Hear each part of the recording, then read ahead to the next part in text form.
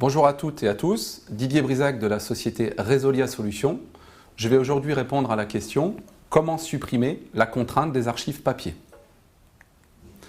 Alors, pour beaucoup, une archive, c'est un coût. Les archives, ça prend de la place dans les bureaux, dans la cave, dans les greniers, dans les armoires, les dossiers suspendus. Ça prend du temps à classer et à ranger. Et quand on n'a pas une personne qui est consacrée à ça, il faut le faire soi-même. Et puis ça coûte de l'argent en consommables, en boîtes d'archives, en dossiers suspendus, en classeurs, etc.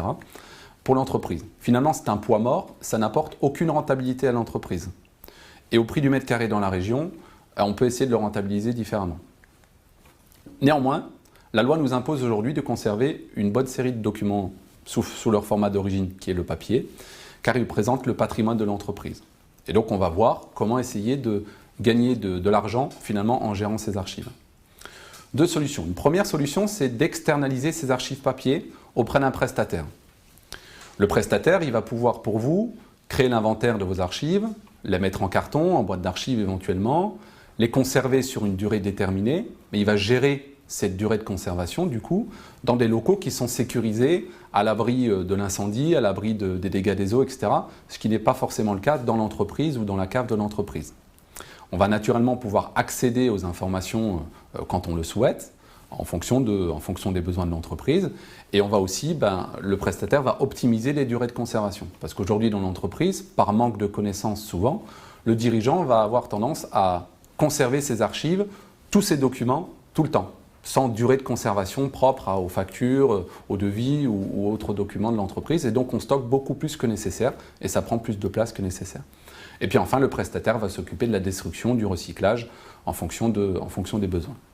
Une autre solution, c'est de gérer ces archives avec un lien entre les archives numériques et les archives papier.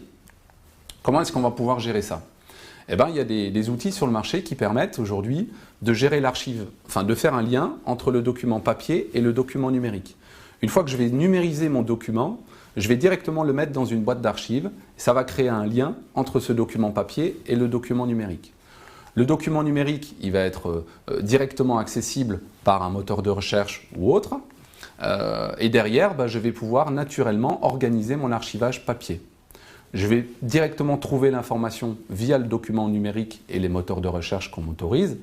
Et automatiquement, je retrouverai le document papier quand j'en ai besoin.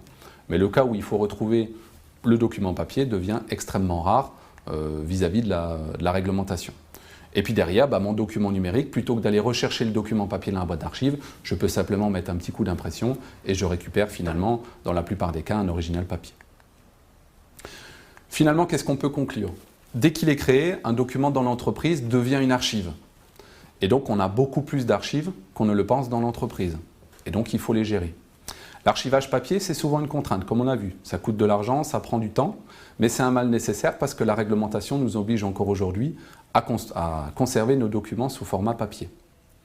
On peut essayer d'optimiser tout ça avec un système de gestion électronique de documents et un lien entre le document papier et le document numérique. Je respecte la réglementation en termes d'archivage papier, mais je m'offre du confort de travail avec la gestion électronique de documents. Avec la gestion électronique de documents, je vais pouvoir numériser plus simplement, plus efficacement, plus rapidement, naturellement avec du matériel adapté. Je vais retrouver immédiatement l'information auquel je veux accéder, par le biais de moteurs de recherche par exemple. Et puis derrière, comme il y a un lien entre le document numérique et le document papier, je retrouve immédiatement mon document papier. Voilà, j'espère avoir répondu à vos questions. N'hésitez pas à en poser d'autres si vous le souhaitez. Et je vous souhaite une excellente journée.